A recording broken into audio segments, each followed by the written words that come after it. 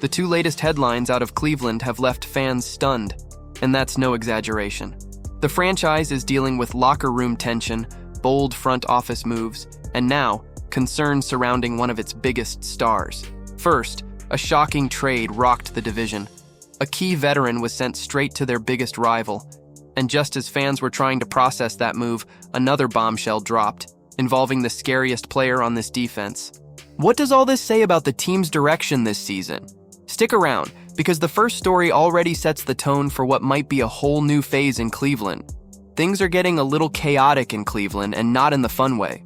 The Browns are sitting at 1-4 heading into Week 6, and just when you thought things couldn't get more eyebrow-raising, boom, Joe Flacco's gone. That's right, the veteran backup QB was shipped off to none other than their in-state AFC North rival, the Cincinnati Bengals. Yeah, spicy stuff. So naturally, with Flacco out and rookies stepping into the spotlight, fans are starting to ask the big question. Are the Browns waving the white flag on this season and looking ahead to next year? Well, not if you ask Denzel Ward. The Pro Bowl corner isn't buying the give-up narrative for 1 second. That's what this team is about, Ward said when asked about the trade. We're trying to win and bring one to the city and the organization. We're close. That's coming from a guy who's been in Cleveland for 8 seasons and has seen both the highs and plenty of the lows. Sure, it's tough to stay optimistic when your team trades away a guy like Flacco mid-season, especially with the offense looking shaky. But Ward's out here trying to keep that fire lit in the locker room. He knows what winning means to Cleveland. He's tasted it, albeit briefly, and he wants more. Now let's be real. The defense has mostly held its own this year. They're second in the league in yards allowed per game. Pretty impressive. But on the flip side, they're giving up 24.6 points a game, which lands them 21st in scoring defense. So yeah, they've been a bit of a paradox. Tough to move the ball against, yet somehow teams are still putting up points. And Ward himself hasn't had the smoothest ride either.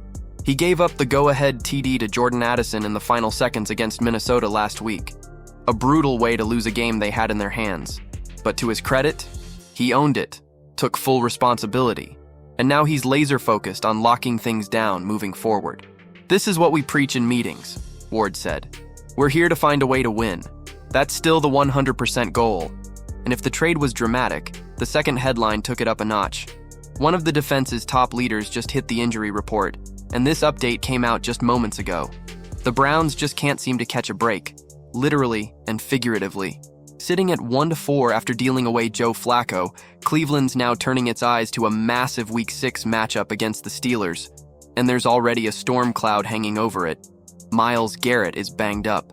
The Browns dropped their latest injury report on Wednesday, and while veteran DL Shelby Harris got a rest day, 9 other guys were limited, including the big man himself, Garrett, who's still dealing with that lingering ankle issue. Now, before Browns fans start spiraling, here's the silver lining. Garrett was in the same boat last week, missed a practice, had 2 limited sessions, and still suited up against the Vikings.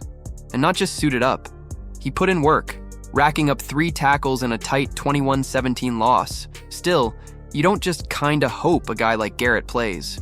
You need him out there, fully unleashed. This is the dude with 21 tackles, 8 tackles for loss, 8 QB hits, and 4 sacks already this season. A walking nightmare for opposing QBs.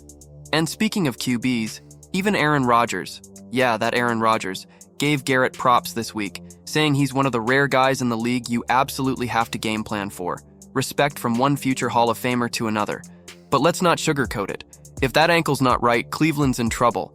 Their offense is still trying to find its identity, or just a pulse at this point. And the defense, led by Garrett, is the backbone of this team. Without him at full strength, that defense looks a lot less scary, and against a 3-1 Steelers squad, that's not a good place to be.